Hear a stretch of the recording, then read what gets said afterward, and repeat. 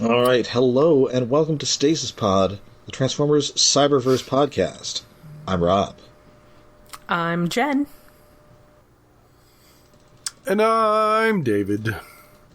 And today we are examining the final 2 episodes of Transformers Cyberverse Season 2, which absolutely do not feel like a season finale. I told you guys. I warned you it was going to be like this. Yeah, but it's like... Probably like, oh, but Jen's so picky about writing and stuff, and it's probably fine. No, it's not fine. It's a mess. It's an absolute mess. We straight up ran out of episodes. Yes. Yeah, it's... Well, because we had the Starscream mid-season story thing, and then it's just like... It's not even that when we get to the second episode, it kind of ends on a cliffhanger, but not the way you would normally structure a cliffhanger. It's weird. Like, basically, this is leading into a 4-parter that kicks off next season that should have been the season finale. Yeah. Yeah. It's, it doesn't know where it begins or ends. And they use those special parts to make their robot friends. Yes, like Teletran X. Yes. But no, we're starting off with Perfect Storm, an episode that does not involve George Clooney. No. Oh, I forgot about that but movie. Is basically Grimlock and Arcee's excellent adventure. Yeah. Yeah. Yeah. An episode with way more Fusors than I would have anticipated. Someone, I presume the writer on this, discovered Fusors and decided to make it a whole thing. I mean, yeah, it very much felt like somebody got lost on the wiki. Listen, I'm on the record, big Fusor fan, underrated part of Beast Wars. They are a lot of fun. Yeah. They're very creative in a way that we don't really get these days. Which is not to be anything against, the current design team that just seems to be the purview of the line lately. And I will also remark here that when I was a kid, my mother first saw the package, she thought that they were flocked. Because she thought they were Fuzzors. That would be amazing. I wish they were. That seems like it would create a new and exciting array of, wear and tear and engineering problems.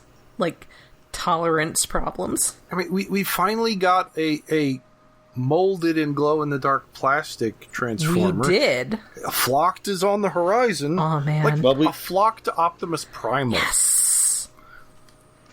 Make him furry. One of these days. Just digging up every Masters of the Universe gimmick we can. We're gonna make a blot that stinks. Yes! Yes! I mean, yeah, I'm all for that, because I ain't gonna notice. And a Botanica that smells like an air freshener. Yes. Well, we need to get a Botanica, period. That would be nice. Well, there is that. It would be hilarious if when we finally get her, she smells nice. Allegedly. Anyway, so the Autobots are on their way to Cyber. This is Perfect Storm, 17th episode of the season. First aired December. Cloud with lightning bolt. Ooh. On mine. First aired December 28th. And this, I know emojis tend to be different between operating systems. Yeah. On mine, which is running on Linux, it was like a tornado. Oh, that's It's weird how every once in a while an emoji is completely off.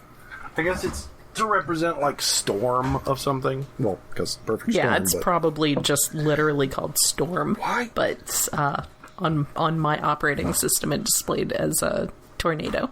I as a background, I finally opened some of the bigger blockies where I sent Jen Sunstreaker. And I put together a wheeljack. The desiccant in these is such a big bag. What the hell? Well, it's because it evens out the weight. So you can't tell which is which just by this one's heavy, so it's probably one of the bigger ones. Okay, maybe that's what. It's just like, it's bigger and heavier than any tea bag I've ever had. I still absolutely managed to pull a Metroplex just by being like, oh, this one feels heavier than the others. But it's not a precise science. But that's why occasionally you do get a box, a Blockies box that has a surprisingly large packet of desiccant in it. Anyway.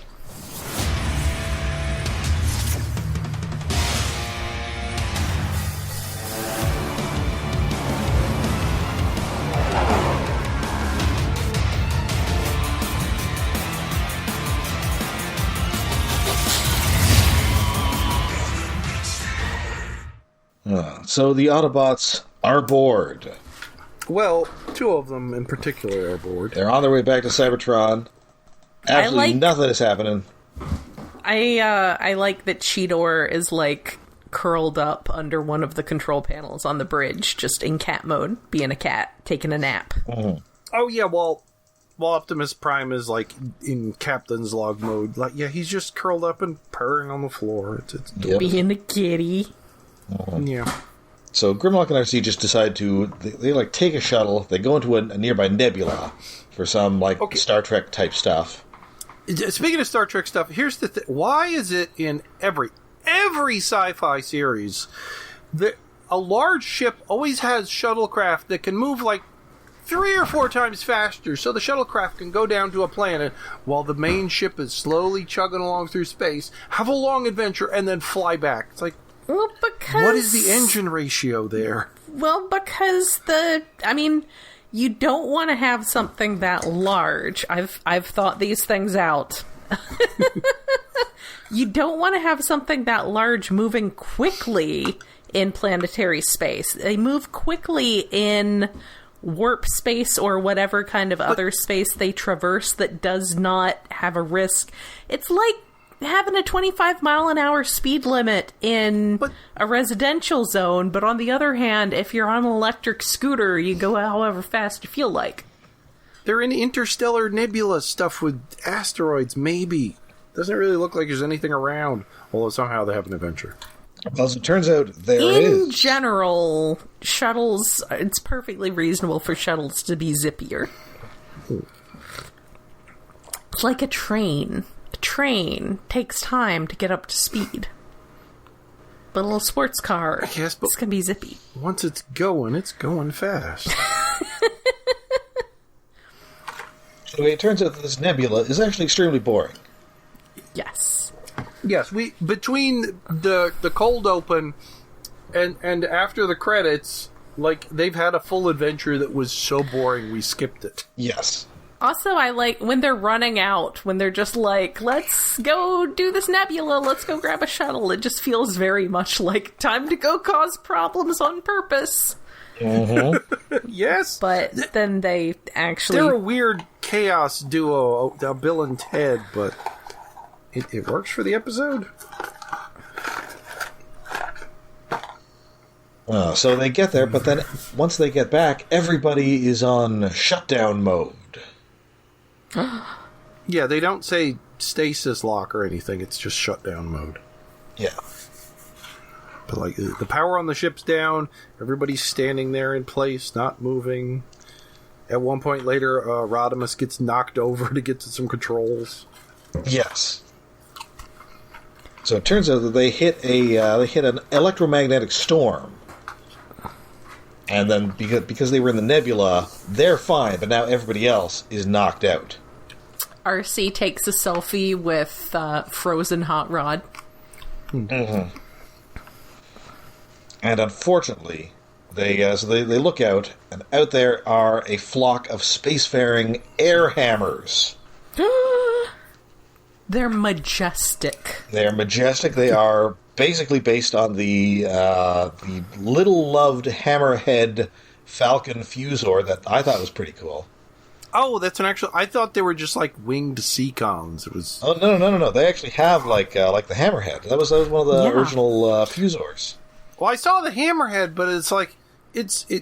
Okay, I guess it does make sense. It's a Fusor, since it's like 80% shark with some wings glued on.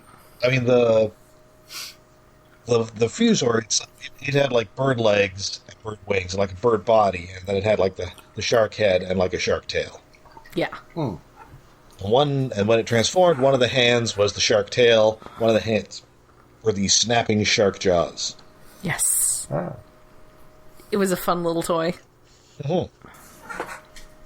Well, and it's definitely so they're majestic and they're beautiful, and they're also going to slam right into the ship. So they can't do anything, but they've got an idea from a time that they encountered a ravenous pack of Bantors, which is another Fusor reference. Okay, that name I did recognize. I forget what Bantor looks like, but I remember the name. He was Bantor. like orange. He was like half baboon, half tiger, I think. Yes. Okay. He was one of many guys who had like a butt that was a weapon. Another fun little toy. Yes. I mean, those Fusor basics were very cool. I bet they're still cheap on eBay, too. I would imagine so. You just get yourself like a bunch of buzz claws. Yes. Oh, Terrorgator! I've always wanted a Terrorgator. Terrorgator is fantastic. Yes. And amazing paint on the shell. Yeah. So they very, very quickly paint their shuttle to look like an air hammer, and then broadcast the call of an air hammer, ignoring that they're in space and there's no sound in space. Yeah. Nebula, there's some extra particles there. Maybe. Sure. And then they lure it away, the flock away from the ship. Yes. So, that's fine. But, hey, usually don't you just see air hammers right before a comet storm? And cue the comet storm. So they've got to head out on the on the top of the ship and try and blast these comets. Arcee is wielding like a G.I. Joe roadblock style gun. Like a ridiculous, enormous Gatling gun just on the hull of the ship, firing away. It's all painless. Yes. Borrowed from Jesse Ventura. So they managed to get through this comet storm. They're relaxing. They're like, those comets kind of came from nowhere. Well, comets can sometimes be caused by the energy wave from a supernova. Cue the supernova. Dun dun dun. Ah. And of course, they can't raise the shields because the whole ship is shut down. So we're going to need Cheetor to unleash the power of the Allspark, which they attempt to do by grabbing his unconscious body and kind of tapping him against the Allspark. He's just rubbing his head against the Allspark. That was great. Just poking it with his head. They tried. An attempt was made. This usually works. So suddenly, they're trying to figure out things, and then Arcee figures, well, why don't I use my own spark to fuel the shields? But then Grimlock's like, you can't do that. I have to do it. And then it basically becomes that scene from Avengers Endgame where, Black Widow and Hawkeye are, fighting each other over which one is going to die. Yeah. Yes. But it lasts so long, and it escalates so weirdly in a montage. And my favorite part is they've constructed two walls to hide behind out of frozen bodies of miscolored Ironhides. Yes, it basically turns into a spy versus spy cartoon. Yes. And anyway, finally, Teletran X was ejected and then made his way back through a flock of animals. And got shot at. He is able to turn the ship back on. He's like, somebody kept shooting at me. Ha ha. So they get the shields up. The Ark survives the supernova. And everybody gets back to normal. And nobody knows any the wiser about Arcee and Grimlock's excellent adventure. Everyone else just slept through it. Mm-hmm. And then Bumblebee and Hot Rod are like, oh, this is boring. Why don't we have a wacky adventure? And the cycle repeats. And off they go. It sure was some filler. Yep. Again, the season finale is next week. Yes! You have 10 minutes to wrap this up. This is the penultimate episode of the season, and they're just like, let's have an extremely filler episode. It's not a bad episode. It's very silly. No. Like, it does feel like somebody went back and took an old script from an episode of Bill and Ted's Excellent Adventure, the cartoon. And just condensed it down and changed some names. It has a retro feel. It's fine. It's silly. It means nothing. But yes, next week, well, this week is the final episode. Well, oh no, these aired 2 at a time, right? When they were on TV, it was like 2 episodes at once. No, I don't think so, actually. Let's see. This first aired... Just shove it in there among a bunch of episodes of Teen Titans Go. No, this was weekly. So this first aired December 28th, and the next one aired January 4th. Okay, so let's... Weird. This series continues to confound me. Alright, so that brings us to next episode, and much like Bone Thugs and Harmony, I will meet you at the Crossroads. Not at the monorail? That's only when I do my Storm voice. I cannot find them! Speaking of which, when are we getting the second season of the new one? Oh my god, later please. this year, and then of course we will have to watch some sort of goofy X-Men cartoon. Yes, I will find something suitably ridiculous. I will note that X-Men Unlimited is up on Disney Plus in Canada, at least. Alright. X-Men Evolution, the one that was all Beast Wars characters. Yes. Oh, yeah, we haven't done that one yet. With the Scott McNeelyest Wolverine. Yeah. Yeah, he's extremely Scott McNeely. And Professor X is David Kaye. Yeah. Yes. And Jean Grey is Venus Terzo. That's right. It would have been great if she had ever gotten to go Dark Phoenix. Guys, seriously though, my millennial coworker, one of our other coworkers, was talking about how he had I brought up X-Men. It came up that they were going to be in the MCU, and one of my other coworkers was like, "Oh yeah, I decided to rewatch those movies pretty recently." And my millennial coworker was like, "Yeah, I was really surprised that they killed Jean Grey." It's just like, what? But that's her thing. That's what she's known for. That's her whole thing.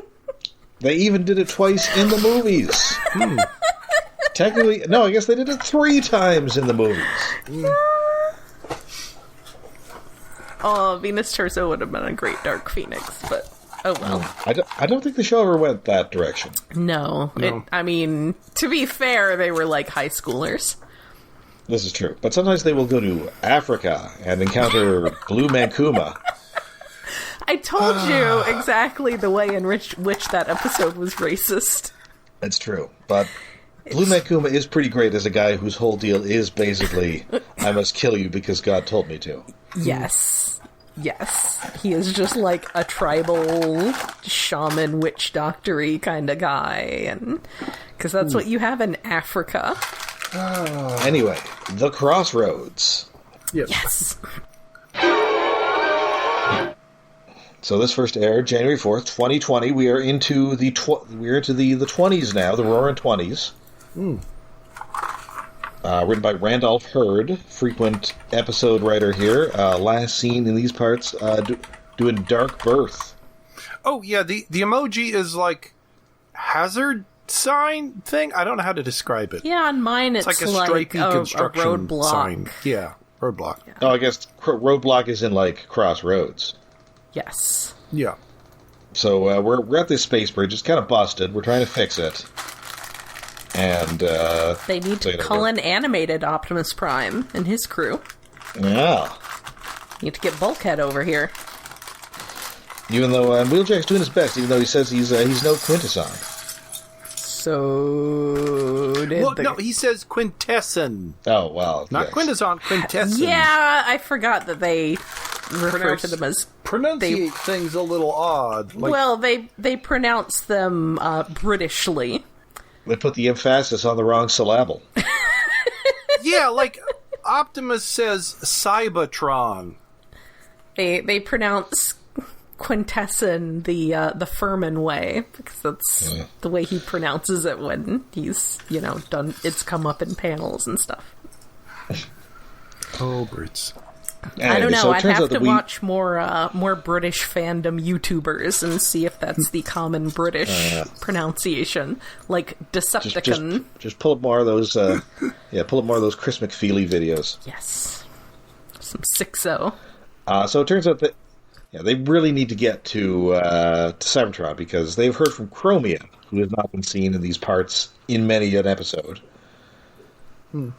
And Cybertron is falling, so they're in big trouble. They got to get through there. Cybertron has fallen and it can't get up. Wait, no, that's an old reference. So they get through there, and has anybody here seen that movie, Doctor Strange? Because the people who made this episode definitely had. It's time for multiverse bullshit! Woo! Well, I'm talking about like that first one where they go to like that mirror dimension. Yes. Oh yeah, the background effects. Yeah, the visual is very much that. Yeah. But instead, it turns out it's like that Next Generation episode Parallels. Yes, where they end up like meeting all those other enterprises, including the one where like the enterprise Federation the board and right now has a huge hobo beard. and is not going well. He's having problems. Like, no, we're not going back. All I really remember is super hot Romulan haircut Tasha Yar. That's from a different multiversal one. Okay. Oh, that was okay. That left an impression on me. And also kind of reminds me of that Voyager episode where they like end up like stuck sort of with like a temporal duplicate of themselves, which is good because it turns out they needed a spare Harry Kim. Oh yeah, well they killed Harry Kim almost as many times as Jean Grey dies. Although sadly, just going into this multiverse thing, and made me wonder, are we going to pick up a spare rewind here? Yeah, it did have very like the Lost Light finding the other Lost Light kind of vibes here. Yeah, they're in Unspace. They're in the space between spaces. Specifically in my notes, I put they're going to find themselves dead. Which is close. Close. They find like they're getting hailed. They hear a distress signal, and it turns out to come from the Ark. But it's like kind of gray. Yes, and also nobody's there. It's a real like spooky ghost ship. And then, so nobody's there. There's a gizmo that Wheeljack does not remember building, but looks like a thing that he would do. Yes. Yeah, it's not like they found some weird, indescribable super science nonsense shaped like a sphere or covered in spikes or anything. It's like, oh, this is a normal wacky device I'd make. This is not what caused this. This is something I made to solve this. So they leave, and it turns out that this duplicate Ark just disintegrates due to quantum disintegration. Sure. But then suddenly they're hailed by the Ark. But this one's full of people. It's full of them. Hot Rod is not prepared for any of this. He is not smart enough. Yes, he has gone Bill and Ted. Whoa. It's just the two Hot Rods going, whoa, at each other. And then more, and more, and more. And we do get one that's captained by an alternate Rack and Ruin, but they don't really have any fun with it. Yeah, that's the only difference they do. I do note that Rack and Ruin do refer to themselves with plural pronouns, so yes. That is established. We are captain. Yes. But, I'm aware that, they probably did not have a great animation budget for this, even though, again, it is the season finale. Yeah, they also, the Prime Rack and Ruin, they think that that's very cool that the other one is a captain. Yes. I think the second group of Autobot, I think they're a slightly darker coloration, but you can just almost barely, unless it's just the lighting. For some like, I feel like you could have done, like, Generation 2 colors here. You could have done, like, some shattered glass guys. Yeah, you could have mixed up the colors a little bit. Or yeah, it would have been nice. had a few other, like, instead of having Wheeljack, we have a Ratchet or something standing in. Maybe somebody has an eye patch. I don't know. Negative That's how colors. you can tell. That's how you can tell that it's a dark future. Or, like, somebody's got, like, an evil beard. Yes. Everybody's got face masks. Ooh. I know. Something. But, so, you know, they end up working together, but they're on the clock because some of them start to disintegrate. Yeah, when it's just three of them, one set of them disappears, but because they look identical to the guys that came in the beginning, it's like, oh, maybe we just lost our main characters. Yeah, I had some questions about that. Like, if those are the ones who had shown up first of the ones that are still there, are the ones that disintegrated the ones who have been our main characters all this time? Yeah. Well, when we do get to the end, they are with Chromia, so it makes sense it's the same group. That's true. However... Mm-hmm. But again, it's sort of handled as weightlessly as that, the grim demise of Velocitron from the first season. God, that was just... needlessly dark. The thing is, it was needlessly dark. But also, nobody seemed that put out about it. Yeah. No. Yeah, it was It's just not well executed. Yeah. Anyway, so they figured that what they could do is he doesn't have... when there are only three of them, they don't have enough resources to pool to get it to bust out of here. But then once they end up with 9, they can then link all these Allsparks together and break on through to the other side. It's just enough energy to get them out. So they get out and they're headed to Cybertron. And everything is hunky-dory, except it seems that Chromia was in fact Megatron's prisoner, and the whole Cybertron has fallen thing was just to lure them into the trap. It was a ruse! Mm-hmm. Much like in Beast Machines, Megatron arrived first. Yep. Mm-hmm. And he has had time to get himself established. Yeah. So this is of course leading to the the big season finale, but no, this is the end of the season finale. Yeah, like it's not a cliffhanger that is a cliffhanger because it really doesn't really act like a cliffhanger. It very much acts like, oh, next episode. Now, admittedly, our season breaks are a little arbitrary here because this aired early January, and then it would air. Season 3 started in March, so it's not like you were waiting, all year or anything. I guess. But still. Yeah, it still doesn't know when it is trying to begin or end. No. But at least this has some pretty significant stuff happening, unlike the previous episode. Yes. I mean, well, I say that, but also it ends on I've stuff happening. Had shows like this weekend. I just started watching Starfleet Academy, which I haven't watched any Star Trek, much of anything, for quite some time. And it occurred to me that these days, with the season links that we get, you don't have, there'd be like a character who's like, maybe they'll get an interesting like character focus episode for them. But no one gets that anymore. Because you've got these super short seasons, so I can't really complain that there was this episode that was just Arcee and Grimlock having shenanigans, because I have just been thinking that it's a shame that more series don't get to do that anymore. How much of Starfleet Academy have you seen so far? 1 episode. Okay, because you definitely do get character focus episodes later in the season. Okay, good. Like this past week's episode. Paul Giamatti focused? Well, not yet. But episode 4 is 100% a character-focused episode for one dude in particular. Well, that's good. I just want an episode that's entirely about Sam. That appears to be this week's episode. This coming episode. So well, good news. I'll have to get caught up. Ah. I'll have to watch any of it after I finish Wonder Man. All right. So yeah, that pretty much does it for us for Cyberverse for this week and for the near future, because we will be returning to the confines of Rescue Bots Academy.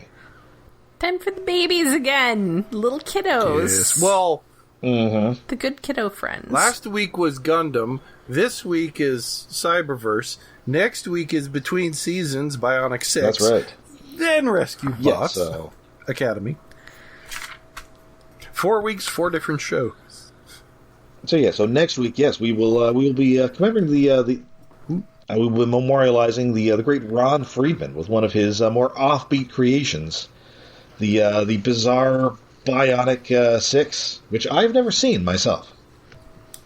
I definitely watched it when it was on, but I have not seen it since. So I will be curious to see it, how I feel about it, like 30-some, nearly 40 years later. I saw the original run, and I also saw it on Sci-Fi Channel. I mostly just know that it has a pretty rad theme song. Yes. Bionic 6. I do remember that. I don't think I've even looked it up. Not quite Orbots. Good animation, but better than average for the time. And some interesting people that we'll be talking about behind the scenes of the wing. Nice. I will be looking forward to that. Yeah, but of course, until then, you can find us all over the internet. We are on Blue Sky, we are on Mastodon, and we have a Patreon. Yes, we are hosted on iaconunderground.net, where we have a Patreon set up to help with hosting and other expenses at patreon.com/iaconunderground. We were very slightly late with the January Patreon special. Many things involving, me having 3 trips to the vet in 1 week, which included putting down one cat who was very old. Yeah, had problems. Lost your buddy. Yeah. But yeah, I mean, it's understandable because a lot of stuff's been going on, but that does mean technically there will be 2 in February, because the January one just went live on February 1st. That one was good almighty Orbots, which we just mentioned. After the Kickstarter for the toy actually, by a miracle, managed to fund, we watched the second episode of Mighty Orbots, Wish World, which was... That was fun to go back to that. I really need to actually, watch that entire series, which I have on DVD and also seems to be possibly officially available on YouTube. So, yeah, it's a fun series. For this month, Rob has actually found an old Marvel cartoon that's not terrible for us to watch. It is in fact good. We have been told. We will have to see, but I do trust his judgment on this. Because he said the previous ones were terrible, and in fact they were indeed terrible. Yes. But yes, we are watching, you said, which Avengers show is it? Avengers Earth's Mightiest Heroes. Alright, so yeah, we are going to watch an episode of Avengers Earth's Mightiest Heroes with Wonder Man, who is now got a whole series on Disney Plus right now. That's which right. They just dropped all at once, just like, hey, here you go. So, yeah. I feel that the way it was structured, I feel it worked better as like a binge thing than waiting a week for every episode kind of thing. Yeah, I can see that. I've only watched some of it, and the episodes are shorter, so they're easier to digest.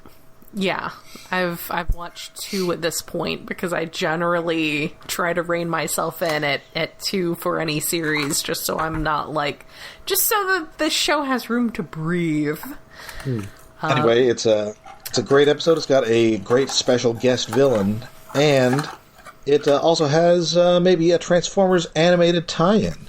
Ooh, I do like those. Let me get a guess. Is it Lance Henriksen? Let's just say it's Lance Henriksen as a guy with a curved metal implement for a hand. Yep. Nice. Wait, how many times has he done that? I mean, let's just say if I had a nickel for every time he played that character like that, I'd have 2 nickels. But it's still weird that it happened twice. He's voiced other cartoons. He's probably done it before. Or since. I mean, That's going to be fun for me because I am slowly working my way through the late 90s X-Men spin-off Millennium. So I have been having a lot of Lance Henriksen in my life lately. Sadly, I don't think he has a hook hand in that. No, I mean, not by the end of the first season. I don't know what happens in the next 2 seasons. And yes, we'll be back next week with Bionic 6. So stay tuned, loyal listeners. But until then, I'm Rob. I'm Jen. And I'm David. Okay. Good night.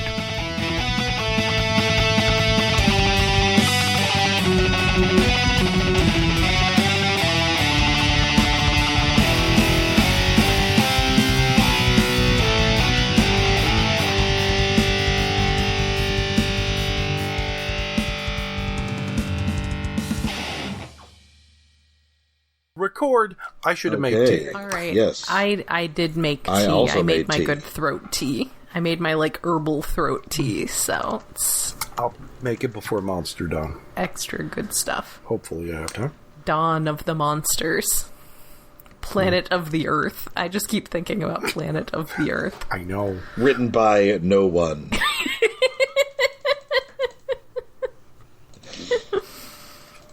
I have to see if I can dig up some reference to that I can post at the start of it. Oh, I already put up the poster. It was announced.